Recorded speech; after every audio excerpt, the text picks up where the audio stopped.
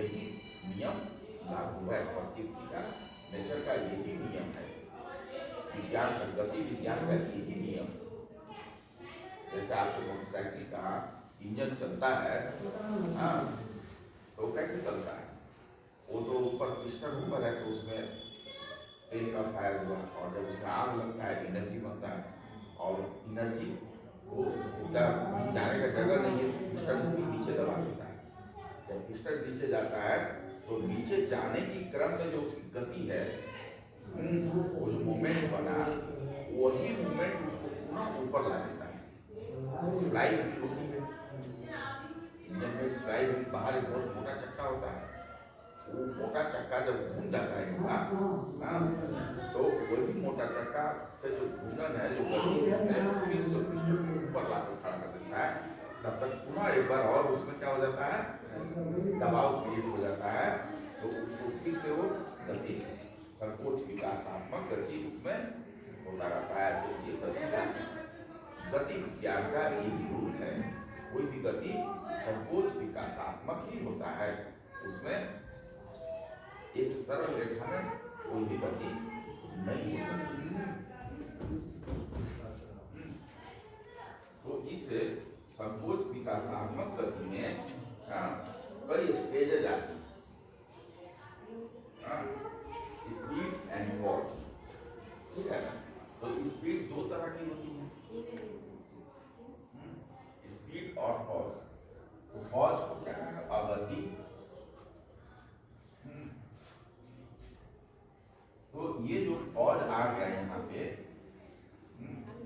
ये जो गति में इस जगह पे जो पॉज आया है, जो रुकावट आई है, इसको कौन सा पॉज कहते हैं? ये क्योंकि इधर से ऊपर की तरफ गया है, ऐसे चढ़ते हुए जा रहा है ना, तो इसको जो चढ़ रहा है ऊपर की तरफ, इसको कहेंगे पॉजिटिविटी, माने मैनिफेस्टेटिव स्पीड, विकासात्मक गति। इस चीज को कहते हैं क्या?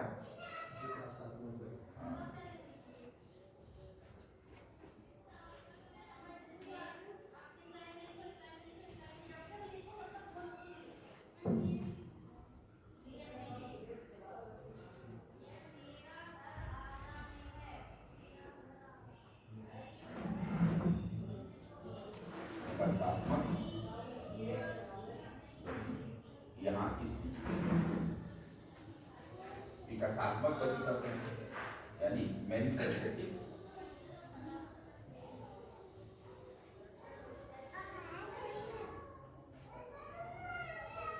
मैनिफेस्टेटिव स्पीड या मोमेंट।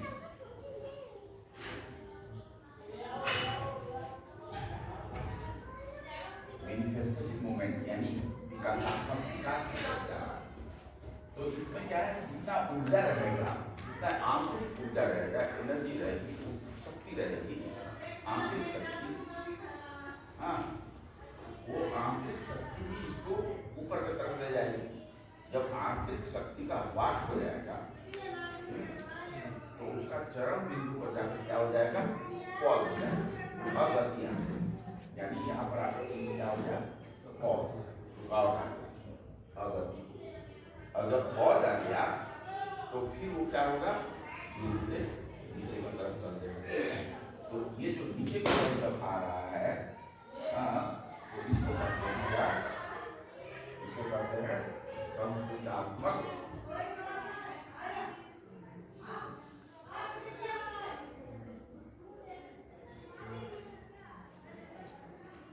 संकुचात्मक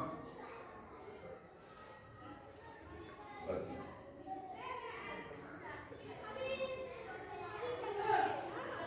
यानी संकुचात्मक गति यानी ये हो गया क्या? Negative static, static speed, static माने ये नेगेटिव की तरफ जा रहा है, अविकास की तरफ जा रहा है, संकुचात्मक गति।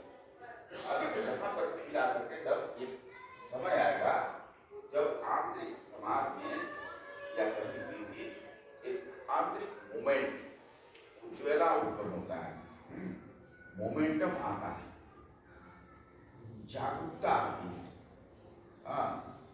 मोमेंटम क्या करेगा, जो आंतरिक मोमेंट है सोसाइटी की, समाज की या उस सिस्टम की, वो मोमेंट फिर से इसको यहाँ पर रोकती है। तो इस जगह पर आएगा, इसको कहेंगे संकुचात्मक प्रगति, इसको फिर पॉज आएगा इस जगह पर, प्रगति आएगी इस जगह पे, तो इसको क्या करेंगे, संकुचात्मक प्रगति, मैंने संकोच के दिशा में जा रहा है, प्रगति प्रसार की दिशा में जा रहा है, इसीलिए इसको संकोचात्मक प्रगति कहेंगे।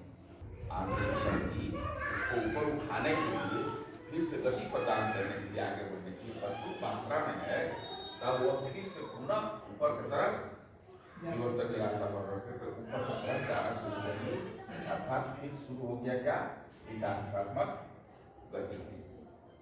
और ये विकासात्मक गति एक समय, एक कालखंड के बाद, एक एरा के बाद, एक कुछ समय के बाद फिर से आकर के वो पॉज की स्थिति में आ जाता है, वो स्थिति हो जाता है, और तब उसमें फिर नीचे नीचे धीरे धीरे नीचे गिरने लगता है, और नीचे गिरते गिरते तब तक लोग का जागरूकता आते आते वो नीचे तक गिर चुका होता है। समाज में जागरूकता आते आते, जैसे भारतवर्ष अंग्रेज आए और भारतवर्ष को उन्होंने क्या किया, गुलाम बना दिया, और यहाँ की जो उन्नत शिल्प था, उन्नत अर्थनीति थी, आर्थिक व्यवस्था थी, यहाँ का धनाढ़ सब चीजें था, यहाँ का जो शिल्प उत्पादन होता था, कपड़े का जो ये था, शिल्प था, वो एक अंगूठी से होकर के निकल जाता था, एक रिंग से होकर के साड़ी पास कर जाता था, ये था। पूरे विश्व के यूरोपीय ब्रांड में और यूरोपीय के राजाओं को और बड़े बड़े घरों में पसंदीदा कपड़ा होता था, लोगों का डिमांड होता था, इसका मार्केट था, इसीलिए भारत सोने की चिड़िया कहलाता था। क्योंकि यहाँ के व्यापारी इन चीज़ों को जब लेकर के बाहर जाते थे, तो उस समय वो क्या करते थे, उसका रुपया नहीं लेते थे, उसका डॉलर नहीं लेते थे, उसके बदले में सोना और चांदी लेते थे। सोना और चांदी से उसको बदलते थे। तो आज एक्सचेंज का माध्यम क्या है, रुपया है, डॉलर। उस समय एक्सचेंज का माध्यम सोना और चांदी हुआ करता था। तो उस समय सोना चांदी से भारत भर गया था, इसलिए इसको सोने की चिड़िया कहा गया। तो अंग्रेजों के समय में वो आए और इसकी उन्नत, भारत के उन्नत शिल्प कला और उन्नत विज्ञान, उन्नत अध्यात्म, उन्नत आर्थिक सिस्टम को उन्होंने एक्सप्लाइट किया, उन्होंने शोषण किया। जो उन्नत ये था, इसको धीरे धीरे एक्सप्लाइट किया, और ये एक्सप्लाइट अंग्रेज आने के बाद एक्सप्लाइट करते करते करते करते इसको 300 सालों में यहाँ पहुँचा दिए नीचे। तो जब यहाँ तक आया, तब यहाँ के लोगों ने एक विद्यालय जागृत हुई कि हमें इनसे आज़ादी चाहिए, हम इनसे आज़ाद हैं, ये हमारा बहुत शोषण कर रहे हैं, हमारा अर्थनीति कहाँ से कहाँ पहुँच गया, हम बहुत धनाढ़ से गरीब हो गए हैं। तो ये फिर यहाँ पर एक क्रांति आई, और वो क्रांति भारत को आज़ाद किया, राजनीतिक रूप से। अर्थनैतिक आज़ादी नहीं, आर्थिक आज़ादी नहीं मिली। आर्थिक किसके हाथ में रह गई, अर्थनीति कुछ विरोधियों के हाथ में रह गई, आम आदमी के हाथ में आर्थिक आज़ादी नहीं आई, केवल वोट देने की, अपनी सरकार चुनने की आज़ादी नहीं। तो बाबा कहते हैं इस जगह पे कि भारतीय जो नेता लोग थे, जो आज़ादी की लड़ाई लड़ रहे थे, फ्रीडम फाइटर थे, उनके मन में एक बहुत आशा थी, और इसी आशा के साथ लड़ रहे थे। हम यहाँ के प्रधानमंत्री बनेंगे, तो हम चीफ मिनिस्टर बनेंगे, तो हम फला मिनिस्टर बनेंगे, इत्यादि इत्यादि। उनके मन में बहुत बड़ी इच्छा थी, इसीलिए वो फटाफट करके राजनीतिक आज़ादी की लड़ाई लड़े और उसको हासिल करना चाहे, और इसीलिए तरह तरह की समस्या आई, और पाकिस्तान भी अलग हो गया, वो भी पाकिस्तान हो गया, उधर पश्चिमी पाकिस्तान हो गया, टुकड़े टुकड़े बचे, कारण हम जल्दी से राष्ट्रपति और प्रधानमंत्री बड़े बड़े उच्च पदों पर पहुंच जाए, नहीं तो अब जिंदगी खत्म होने वाली है। तो इनकी जो आकांक्षा थी उसको इन्होंने पूरा किया। बाबा कहते हैं कि ऐसे जगह में भारत अगर राजनीतिक आजादी की लड़ाई नहीं लड़ करके आर्थिक आजादी की लड़ाई लड़ता, तो उसमें समय भले लगता और उससे भारत का विकास बहुत तेजी से होता। अंग्रेज भी यहाँ रहते, उनको भी भागने की जरूरत नहीं। अंग्रेज तो बहुत कम संख्या में आए थे और अंग्रेजों के आने से भारत को उन्होंने जो सामंत और छोटे छोटे राजाओं के रूप में टूटा हुआ था भारत, उसको उन्होंने एक कर दिया था। और उन्हीं की भाषा, अंग्रेजी भाषा ही माध्यम बन गई उनको मिटाने की, आपस में भारतीय लोगों की कम्युनिकेशन का माध्यम बन गया। जागरूकता ही अंग्रेजी के माध्यम से। तो ये जो है संकोच विकासात्मक गति, तो यहाँ पर जब आंतरिक फोर्स कम हो जाता है तो वहां से पुनः वो ऊपर उठने के काबिल नहीं रह जाता है। और आंतरिक फोर्स अगर पूरा पूरी है उसके अंदर तो बार बार वो ऊपर उठता है और नीचे जाता है। तो इसको कहते हैं ये इकोनॉमिक डायवर्सिटी। इसी थ्योरी पर ये इकोनॉमिक डायवर्सिटी आर्थिक गति तत्व आगे बढ़ता है। तो आर्थिक गति तत्व इस सिद्धांत पर आगे बढ़ता है। तो अब देखा जाए तो आर्थिक गति तत्व में अभी आर्थिक सिद्धांत कितने हैं, तो मुख्य रूप से दो आर्थिक सिद्धांत हैं। कौन कौन से आए? पूंजीवाद और दूसरा साम्यवाद। तो पूंजीवाद कब आया? पूंजीवाद कैसे आया? पूंजीवाद आया जब एडम स्मिथ ने ये देखा कि आर्थिक मंदी आ रही है, लोगों में उतना इंसेंटिव नहीं हो रहा है काम करने की और आगे बढ़ने की, विकास करने की। तो उन्होंने आर्थिक रूप से लोगों को आजादी दी। यदि आप कमाओ तो आप और ज्यादा धनी बनोगे, प्रॉफिट करोगे। तो आर्थिक रूप से आजादी दे दिया, उसको सबको छूट दे दिया। पूंजीवाद व्यवस्था में एक है, सबको छूट है। आप पूंजी कमा करके भले ही आधा भारत का मालिक बन जाइए, भारत की जितनी संपत्ति है उससे आधे के भी मालिक बन जाइए, तो भी कोई नहीं रोकेगा। खाली उस खाता को हिसाब रखना है और टैक्स देना है। तो इसमें क्या है कि पूरा छूट है, खुला छूट है। जितना बड़ा आप उद्योगपति बन सकते हैं, जितना जमीन एक्वायर कर सकते हैं, जितनी फैक्ट्रियाँ जहाँ खोल सकते हैं आप खोल लीजिए। इसमें कहीं रोक नहीं है। इसी को कहते हैं पूंजीवाद व्यवस्था। यानी इसमें पूंजी में इंटरेस्ट दे दिया गया, आप जितना चाहे खुला छूट, जितना चाहे आप अपनी पूंजी बढ़ा सकते हैं। तो ये पूंजी बढ़ाते बढ़ाते बढ़ाते बढ़ाते क्या होता है, समाज में सप्रेशन हो जाता है। समाज की तरफ क्या होता है, सप्रेस्ट हो जाता है। क्योंकि पूंजी असीमित तो नहीं है, पूंजी है लेकिन इसका एक सीमा है। तो असीमित नहीं है, इसीलिए कोई अगर व्यक्ति असीमित पूंजी अपने आवश्यकता से बहुत ज्यादा कई गुना पूंजी इकट्ठा कर लेता है और उसका मालिक बन जाता है, स्वामित्व तो हासिल कर लेता है, तो दूसरे तरफ लाखों करोड़ों की जनसंख्या है वो पूंजी से हाथ फेर देती है, उसके हाथ में ज्यादा कोई पूंजी नहीं रहती है। जैसे आज 5-10 गाँव को मिला करके जब ये लोग होते थे, जमींदार लोग हुआ करते थे, तो सारा जमीन किनका होता था, राजा का होता था। और उसकी जमींदारी सब किसको दे दिया, जमींदार को दे दिया। और बाकी जितने 5-10 गाँव जमींदारी के एरिया में जो लोग थे, उनकी जमीन नगण्य होती थी, थोड़ी सी होती थी, और सब उस जमींदार के अंदर काम करते थे।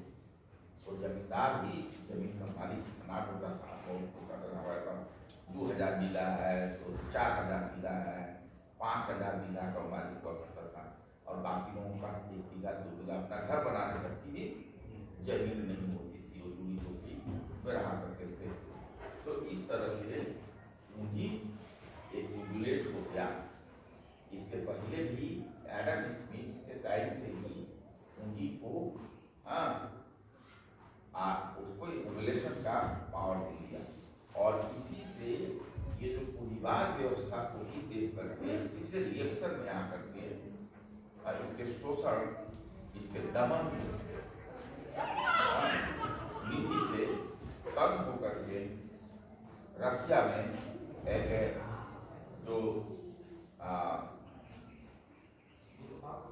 कार्ल मार्क्स का जन्म हुआ। कार्ल मार्क्स एक विद्वान व्यक्ति थे।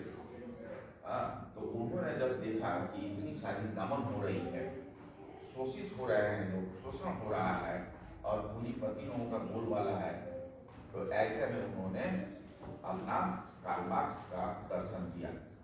उन्होंने कहा कि कोई पूंजीपति नहीं होगा, कोई पूंजीवादी नहीं होगा, सब एक समान हो जाए, सबको एक समान बना दिया जाए, सबको बराबर भत्ता मिलेगा, कोई छोटा बड़ा ऊंच नीच नहीं होगा। क्योंकि उस समय, उनके समय में इतना शोषण होता था कि महिलाएं जब फैक्ट्री के अंदर जाती थी काम करने के लिए, दूध मिल में, कपड़े मिल में, किसी फैक्ट्री में, तो उनके जो नवजात शिशु होते थे उनको बाहर एक बड़ा सा टब में छोड़ कर जाना पड़ता था और अंदर से 7 घंटा 8 घंटा जब काम करके लौटती थी तो पाती थी कि उसमें से अधिकतर शिशु तरह तरह के भूख और प्यास से मर चुके होते हैं। तो ये जो दुखदा देख करके उन्होंने एक पूंजीवाद के अगेंस्ट में नया दर्शन दिया, जो दर्शन साम्यवाद दर्शन कहलाया। तो उन्होंने क्या किया कि इसमें जो पूंजीवाद में तो क्या है कि इसमें एक इनर फोर्स है, इनर्शिया है कि हम जितना कमाएंगे, जितना काम करेंगे उतना हमारा धन बढ़ेगा। लेकिन वो इनर्शिया, वो इंसेंटिव साम्यवाद में खत्म हो गया। साम्यवाद बहुत सुनने में अच्छा लगा लोगों को, हाँ भाई साम्यवाद आएगा, हम भी कहीं हो जाएंगे, हमारे पास भी कुछ पैसा हो जाएगा, हमें भी गरीबी खत्म हो जाएगी। तो ये सुनने में तो बहुत अच्छा लगा। लोग कहते हैं ना कि अगर किसी ने धन कमा करके रखा है, पैसा जमा करके रखा है, किसी ने अगर बचा करके थोड़ा रखा है, किसी ने चाय बेचता है, मेहनत करता है, जूठा कप धोता है और उसने बचा करके थोड़ा थोड़ा करके लाख रख दिया, तो उसमें साम्यवाद कहता है कि इसमें मेरा भी हिस्सा है। जिसने काम कुछ नहीं किया तो कहता है इसमें बराबर का हिस्सा मेरा भी। यही साम्यवाद है। मेहनत आप किए, इंसेंटिव आप किए, आप लाख रुपया कमा रहे हैं तो कहता है इसमें मेरा भी हिस्सा है, लाख हम कुछ नहीं कर रहे हैं तो क्या हमारा भी हिस्सा है। तो ये उसमें क्या हुआ, आदमी में इंसेंटिव को खत्म कर दिया काम करने का, उसका इन आंतरिक ऊर्जा एकदम से क्या हुआ, वाश हो गया, खत्म हो गया। तो साम्यवाद जिस स्पीड से आया उसी स्पीड से चला नहीं गया।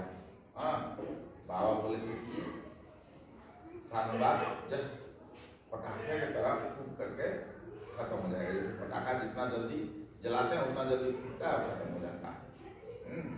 उसी तरह से साम्यवाद भी बहुत जल्दी आग लगा, चारों तरफ एकदम फैल गया। हाँ भाई अब तुरंत तो अंधेरा का अंधेरा हो गया। उसी तरह से साम्यवाद है, क्योंकि उसमें एनर्जी जो आंतरिक ऊर्जा होता है वो नहीं है।